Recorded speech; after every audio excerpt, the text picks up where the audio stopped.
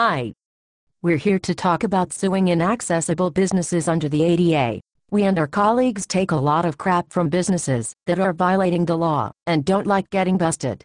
We get sort of tired of reading articles in which grown-up business people feel the need to call us and our clients insulting names. I guess name calling is cheaper than complying with the law. Anyway, we thought we'd use this entertaining online animation program to show you some examples of the defenses that businesses offer when they get busted. Remember, the ADA was passed 20 years ago and gave businesses a grace period of 2.5 years to comply. Anyway, I asked this dweeby guy in a suit to represent all the goofballs we've litigated against over the years. Howdy. We are going to ask dweeby guy some questions about the ADA. His responses are actual positions taken by defendants in cases we've litigated. Here's one of my favorites. Hey, dweeby guy, your store is inaccessible to people with disabilities. Why don't you make it accessible? No disabled people ever go there, so we don't need to. Right. That's the point. But aren't you required to make your store accessible? We have another store across town. If disabled people want to shop in our store, they can go there instead. Wow, that's really stupid. And illegal.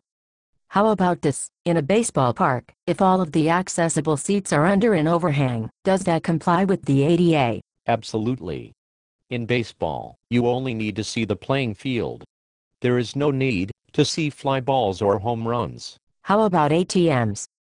Do they have to be accessible to blind people? Not necessary.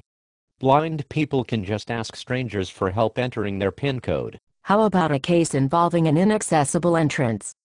The regulations require that if possible, people with and without disabilities should come and go through the same door. Similar to the principle that made a separate colored entrance illegal, hey dweeby guy, does a store have to make its front door accessible? No. Many disabled people don't like to be seen struggling to roll up a ramp and prefer a side entrance. And folks, it was their expert who said that. And when we asked that same expert whether he thought African Americans might prefer a side entrance, he said he would need more information.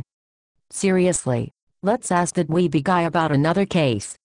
In your fast food restaurant, people who use wheelchairs often can't reach the condiments and drinks. Our customer service provides sufficient access. You mean whenever a customer in a wheelchair needs a straw or a packet of sauce, someone has to come fetch it? That's right.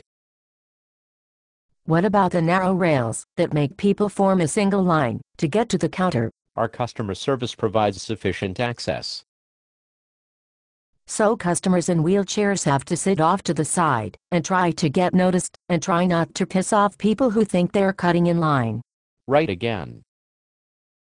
That sounds both separate and unequal. There must be a limit to this. What about restrooms?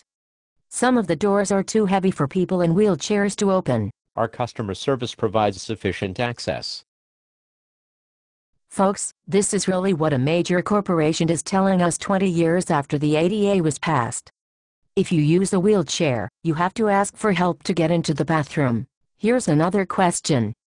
Shouldn't a law school hold its graduation ceremony in a venue with accessible restrooms? No. Graduation only lasts an hour or so. And shouldn't a doctor have to provide a sign language interpreter when meeting with a deaf client who is pregnant? Oh no. It's fun for her mother to interpret. How about when police arrive to arrest a deaf woman for an outstanding warrant? No need there either. Her 8-year-old son can interpret. Here's a law nerd question.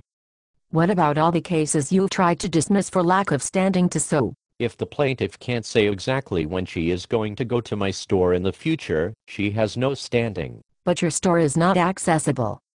Does she have to provide a specific date when she is going to go to a store she can't get into? Yes. If she can't tell us precisely when she will return to our inaccessible store, she can't sue us. So as you can see, some of the excuses for violating the law are really stupid. When you read about all those bad plaintiffs suing businesses under the ADA, just remember, it's cheaper to call us names than to comply with the law.